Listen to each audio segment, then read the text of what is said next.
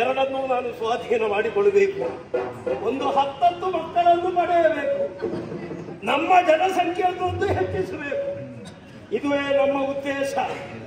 ಆದ ಕಾರಣ ಮನಪೂರ್ವಕ ಇವರನ್ನು ಸ್ವಾಧೀನ ಮಾಡುವುದಲ್ಲ, ಒಂದು ಪ್ರೇಮ ಧರ್ಮ ಯುದ್ಧವನ್ನು ಮಾಡಿ ಇವರನ್ನು ಸ್ವಾಧೀನ ಮಾಡಿಕೊಳ್ಳಬೇಕು. ಮಾತನಾಡಿಸಬೇಕಲ್ಲ. ಹೊಗಳಿಕೆಗೆ ಮಾರು ಹೋಗದವರು ಪ್ರಪಂಚದಲ್ಲಿ ಯಾರೂ ಇಲ್ಲ. ಹೊಗಳಿ ಮಾತನಾಡಬೇಕಾಗಿದೆ. ನೋಡೋಣ.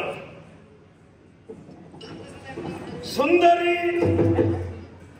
ಸುಮುಖಿ, ನಿನ್ನೊಂದು ಕಂಡಾಕ್ಷರ, ನಿನ್ನೊಂದು ಶ್ವೇತ ಸುಂದರಿ, ಎನ್ನುವ ಹಾಗೆ ಕರೆಯಬೇಕು ಅಂತ ನನಗೆ ಮನಸ್ಸಾಗುತ್ತಾ ಉಂಟು. ನಿನ್ನನ್ನು ಕಂಡಾಕ್ಷಣ ನಿನ್ನನ್ನು ಅಲ್ಲ, ಇವಳು ಶ್ವೇತ ಸುಂದರಿ ಆದ್ರೆ ನೀನು ಸ್ವರ್ಣ ಸುಂದರಿ. ಇವಳ ಸೌಂದರ್ಯ ಬೇರೆ, ನಿನ್ನ ಸೌಂದರ್ಯ ಬೇರೆ. ಸುಂದರ ಯಾರು? ಸುಂದರ ಮತ್ತೆ ಇಲ್ಲಿ ಬೇರೆ ಯಾರಿದ್ದಾರೆ? ಅಷ್ಟು ಮಾತ್ರವಲ್ಲ, ನಿಮ್ಮ ತಲೆಗೂದಲನ್ನು ಕಂಡಾಕ್ಷಣ ನಿನ್ನನ್ನು ಕಂಡು ನೀಳ ಕುಂತಳೆ, ಇವಳನ್ನು ಕಂಡಾಕ್ಷಣ ಭ್ರಮರ ಕುಂತಳೆ. ಅದೇ ಭ್ರಮರ ಕುಂತಳೆ. ನಿನ್ನ ನಡೆಯನ್ನು ಕಂಡಾಕ್ಷಣ ಮದಗಜ ಗಮನೆ, ನಿನ್ನನ್ನು ಕಂಡಾಕ್ಷಣ ಹಂಸ ಗಮನೆ. ಪ್ರಪಂಚದಲ್ಲಿ ಅತ್ಯಂತ ಸುಂದರಿಯರು ಎನ್ನುವ ಹಾಗೆ ಕೆಲವರೆಲ್ಲ ಇದ್ದಾರೆ, ಕೇಳಿದ್ದೀರಾ? ಕೇಳಿದ್ದೇವೆ. ಯಾರು? ನಾರಾಯಣನ ಮಡದಿ ಲಕ್ಷ್ಮಿ, ಪರಮೇಶ್ವರನ ಮಡದಿ ಪಾರ್ವತಿ, ಬ್ರಹ್ಮನ ಮಡದಿ ಶಾರದೆ, ಅವರೆಲ್ಲರನ್ನು ಬಿಟ್ಟರೆ ಮನ್ಮಥನ ಮಡದಿ ರತಿ. ಇದೆಲ್ಲ ಹಳೆಯ ಸಾಹಿತ್ಯಗಳು. ಈಗ ಹೊಸ ಅವರು ಹೀಗೆ ಚಂದ ಇದ್ದಾರೆ. ಆದರೆ ಈಗ ಹೊಸ ಸಾಹಿತ್ಯವು, ಹೊಸ ಸುಂದರಿಯು ಪ್ರಪಂಚದಲ್ಲಿ ಕಾಣಿಸಿಕೊಂಡಿದ್ದಾರೆ. ಬೇರೆ ಯಾರೂ ಅಲ್ಲ, ನನ್ನ ತಂಗಿಯಾದಂತಹ ತಾಲಮುಖಿ. ಅಂತಹ ಸುಂದರಿ ಪ್ರಪಂಚದಲ್ಲಿ ಯಾರಾದ್ರೂ ಇದ್ದಾರೆ? ಅದೇ ನಾನು ಸುಂದರನಾದ ಕಾರಣವೇ ನನ್ನ ತಂಗಿ ಸುಂದರಿ. ಪ್ರಪಂಚದಲ್ಲಿ ಅತ್ಯಂತ ಸುಂದರ ಯಾರು ಅಂತ ಕೇಳಿದ್ರೆ ಪಾತಾಳಕೇತ, ಸುಂದರಿ ಯಾರು ಅಂತ ಕೇಳಿದ್ರೆ ತಾಲಮುಖಿ. ಅಲ್ಲ, ನಮ್ಮವರಿಗೆಲ್ಲ ಪ್ರಚಾರ ಮಾಡ್ತಾರೆ. ಇದು ಅವಳ ಸೌಂದರ್ಯ ಒಂದು ರೀತಿಯದ್ದು, ನಿಮ್ಮ ಸೌಂದರ್ಯ ಮತ್ತೊಂದು ರೀತಿಯದ್ದು. ನೋಡಬಾರದೆ? ನಿನ್ನನ್ನು ಕಂಡಾಕ್ಷಣ ಕದಳಿ ಗರ್ಭಶ್ಯಾಮ. ಕದಳಿ ಗರ್ಭಶ್ಯಾಮ ಅಂತ ಹೇಳಿದ್ರೆ ಗೊತ್ತಿಲ್ವಾ? ಕದಳಿ ಮರದ ಗರ್ಭದಲ್ಲಿ ಒಂದು ದಿಂಡಿದೆ. ಅದರ ಬಣ್ಣ ಯಾವುದು? ಬರೇ ಬಿಳಿಯಲ್ಲ, ತೆಳು ಬಿಳಿ, ತೆಳು ಕೆಂಪು, ತೆಳು ಅರಸಿನ, ಆ ರೀತಿಯ ಮೈ ಬಣ್ಣ ನಿನ್ನದು. ಮತ್ತೆ ನಿನ್ನನ್ನು ಇನ್ನಷ್ಟು ನಿನಗೇನು ಬೇಸರ ಆಗ್ತದೆ? ಮತ್ತೆ ನಮಗೆ ಅಂತದ್ದು ಇದ್ದವರಲ್ಲಿ ಹೆಚ್ಚು ಆಸಕ್ತಿ ಆಗ್ತದೆ. ನಿನ್ನಲ್ಲಿ ಯಾವ ಮೇಲೆ ಮಾತನಾಡ್ತೇನೆ, ಬೇಸರ ಮಾಡಬೇಕು. ಅದು ಧರಿಸಿದ್ರೆ ನಮಗೆ ಧೈರ್ಯ ಬರ್ತದೆ. ಯಾಕೆ ಗೊತ್ತುಂಟ? ಅದು ಒಂದು ಒಪ್ಪಿಗೆಯ ಸೂತ್ರ ಅಲ್ವಾ? ಅದು ಹಾಗೆ ಅಲ್ವ ಹೇಳಿದ್ದು ನಾನು ಆಗಲಿ.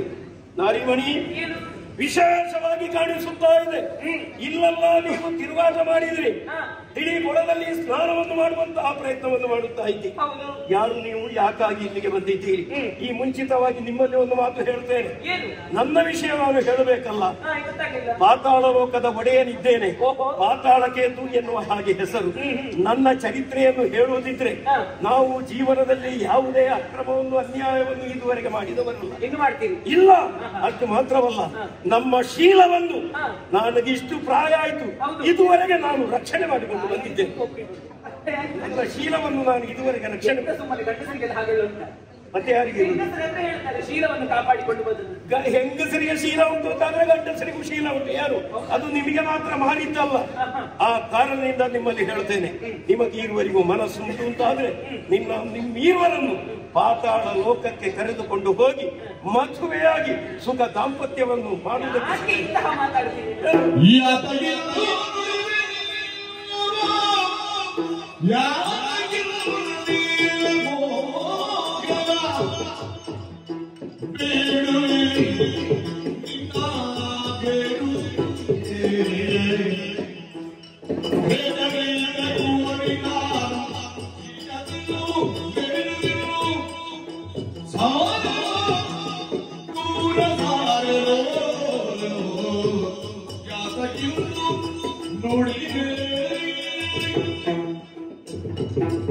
ಮಾತಿಗೊಂದು ಮುಖ ಅಂತ ಉಂಟು.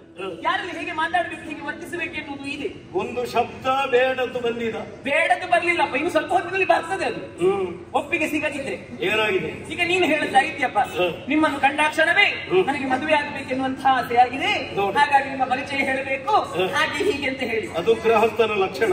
ಹೌದಲ್ಲ, ಗೃಹಸ್ಥನ ಅದನ್ನು ಕೇಳಬೇಕಾದದ್ದು. ಆದ್ರೆ ನಾವು ಯಾರು ಎನ್ನುವುದನ್ನು ನೀವು ಪೂರ್ವಾಪರ ಆಲೋಚಿಸಬೇಕಾದ್ರೆ. ಯಾರಾದ್ರೇನು ನೀವಿರುವರು ಹೆಣ್ಣು ಮಕ್ಕಳು. ಹೆಣ್ಣು ಮಕ್ಕಳಾದ್ರೆ ಏನಾಯ್ತಂತೆ, ನಮಗೆ ನಿಮಗೆ ಎರಕ ಆಗುದಿಲ್ಲ. ಯಾಕೆ ಎರಕ ಆಗುದಿಲ್ಲ? ನಾವು ಇಲ್ಲಿ ಭೂಲೋಕದವರಲ್ಲ, ನಾವು ಮೇಲಿನ ಲೋಕದವರು.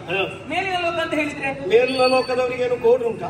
ಓಡಿಲಪ್ಪ, ಗಂಧರ್ವನ ಮಕ್ಕಳು ನಾವು. ಎಲ್ಲ ಹೆಣ್ಣು ಮಕ್ಕಳಿಗೆ ಇರುವುದೇ, ನಿಮಗೂ ಇರುವುದು. ಹೌದಲ್ಲ? ಗಂಧರ್ವನ ಮಗಳಾದಂತಹ ನನ್ನ ಹೆಸರು ಮದಾಲಸ, ಸರಿ, ನನ್ನ ಹೆಸರು ಕುಂಡಲ. ನಾವು ಇಲ್ಲಿಗೆ ಬಂದದ್ದು ಮದುವೆ ಆಗ್ಲಿಕ್ಕಲ್ಲ, ಮತ್ತೆ ವನ ವಿಹಾರವನ್ನು ಮಾಡಬೇಕು, ನಿಮ್ಮ ಭೂಲೋಕವನ್ನು ಸುತ್ತಾಡಬೇಕೆನ್ನುವಂತಹ ಉದ್ದೇಶದಿಂದ ಬಂದವರು. ಸರಿ, ಅದಾದ ಮೇಲೆ ನಮ್ಮದಾದಂತಹ ಲೋಕಕ್ಕೆ ತಿರುಗುದು. ನಮ್ಮ ಅಪ್ಪನ ಹೆಸರು ಗೊತ್ತಿಲ್ಲ ನಿನಗೆ? ಯಾರು? ನಿನಗೆ ಹೇಳಿ ಕಡೆ ನಡುತ್ತೀನಿ. ಕೇಚರೇಂದ್ರ ಗೊತ್ತಿಲ್ವಾ? ವಿಶ್ವಾವಸ್ತು ಗಂಧರ್ವನ ಮಕ್ಕಳು ನಾವು. ಬಂದ್ರೆ ಜಾಗ್ರತೆ ನಮ್ಮ ತಂಟೆಗೆ. ಹಾಗಿದ್ರೆ ನನ್ನನ್ನು ಸೇರುವುದಕ್ಕೆ ನಿಮಗೆ ಮನಸ್ಸಿಲ್ಲ. ನಿಮ್ಮ ಪರಿಸ್ಥಿತಿ ಈಗ ಹೇಗಾಗಿದೆ ಗೊತ್ತುಂಟು?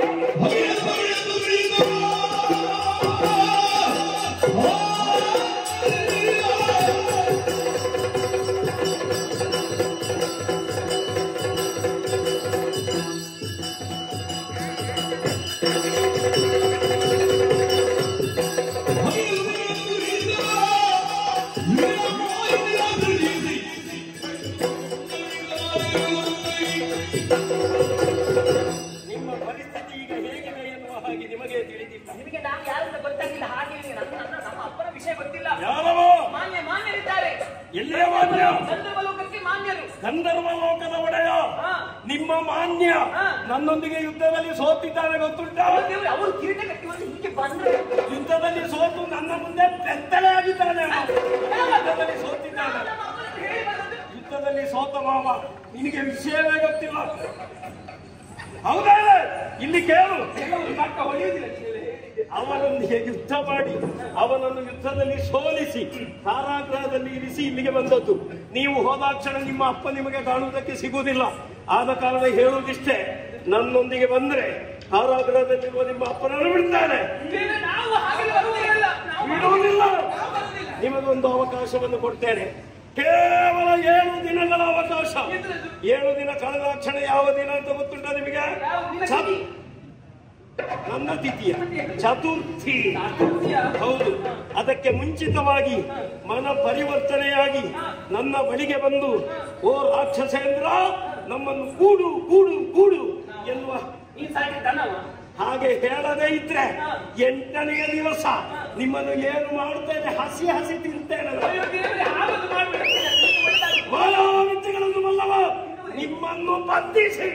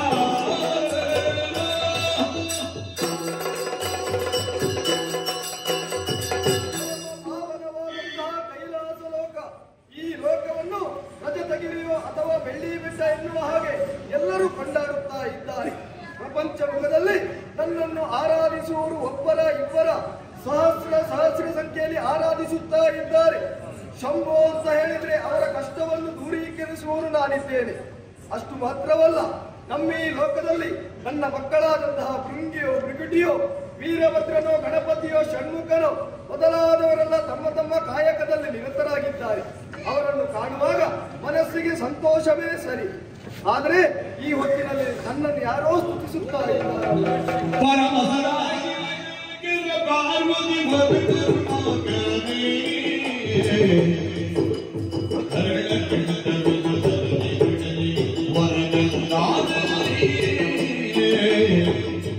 Para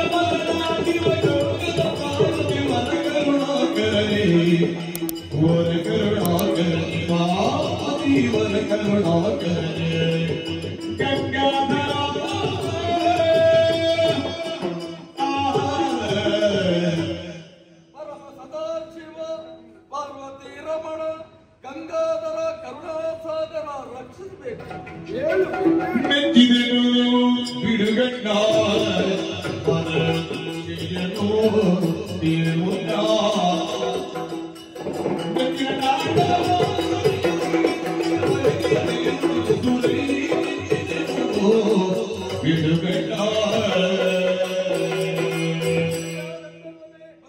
ನಂಬಿ ಬೆಳ್ಳಿ ಬೆಟ್ಟಕ್ಕೆ ಆಗಮಿಸಿದ್ದು ಮಾತ್ರವಲ್ಲದೆ ಕಣ್ಣೀರನ್ನು ಸುರಿಸುತ್ತಾ ಇದ್ದೀಯ. ನಿನ್ನ ಈ ಕಥೆಯ ಹಿಂದಿರುವಂತಹ ಕಥೆ ಏನು ನನ್ನಲ್ಲಿ ಹೇಳಿಕೊ. ಪಾತಾಳ ಲೋಕದಲ್ಲಿರುವಂತಹ ರಾಕ್ಷಸರು ಗಂಧರ್ವ ಲೋಕಕ್ಕೆ ದಾಳಿಯನ್ನು ಮಾಡಿದರು, ನನ್ನನ್ನು ಸೋಲಿಸಿದರು, ವಶಪಡಿಸಿಕೊಂಡರು. ನಮ್ಮವರೆಲ್ಲ ಓಡಿ ಪಲಾಯನ ಮಾಡುತ್ತಾ ಇದ್ದಾರೆ. ಸ್ವಾಮಿ, ಮುಗ್ಧರಾಗಿರುವಂತಹ ನಿರ್ಮಲ ಮಕ್ಕಳನ್ನು ಬಂಧನದಲ್ಲಿರಿಸಿ ಹಿಂಸಿಸುತ್ತಾ ಇದ್ದಾರೆ. ಚಿಂತಿಸಬೇಡ.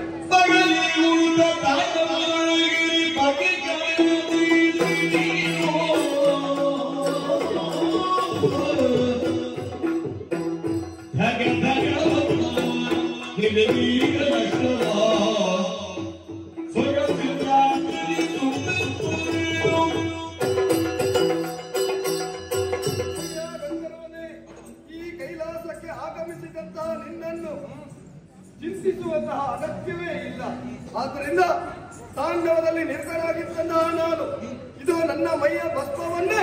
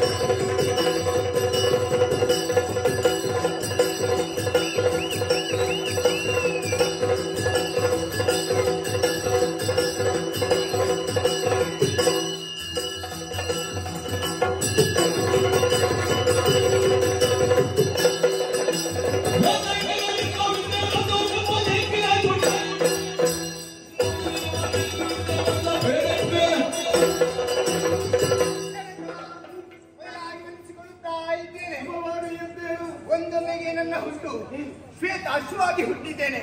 ಯಾವ ಕಡೆಗೆ ನೋಡಿದ್ರು ಗಣಗಳ ಸಮೂಹ. ನನ್ನ ಹುಟ್ಟು ಯಾಕೆ ಏನೆಂಬುದನ್ನು ಅಯ್ಯಗೆ ಹೋಗಿದ್ದೇನೆ. ನಿಂತಿದಾಗಬೇಕಪ್ಪಯ್ಯ.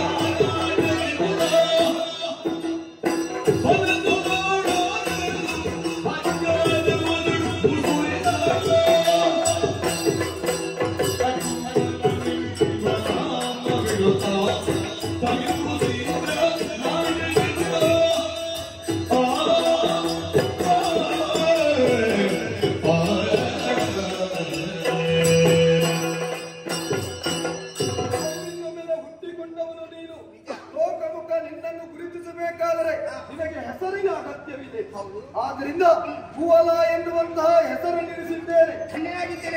ಹೆಸರಿದ್ರೆ ಸಾಕಾಗುವುದಿಲ್ಲ, ಮಾಡುವುದಕ್ಕೆ ಕೆಲಸ ಮುಖ್ಯ. ನಿನ್ನಿಂದ ಒಂದು ಘನ ಕಾರ್ಯವಾಗಬೇಕಾಗಿದೆ. ಏನು ತಂದೆ? ಅಯ್ಯ ಗಂಧರ್ವ, ಈ ಕುವಲವನ್ನು ನಿನಗೆ ನೀಡುತ್ತಾ ಇದ್ದೇನೆ. ಇದನ್ನು ಕಾಲವ ಮಹರ್ಷಿಗಳಿಗೆ ನೀನು ಒಪ್ಪಿಸಬೇಕು. ಅವರ ದಿವ್ಯ ಅನುಗ್ರಹದಿಂದ ನಿನಗೊದಗಿದಂತಹ ದುರಿತವೆಲ್ಲವೂ ದೂರ ಆಗ್ತದೆ. ನಿನಗೆ ಶುಭ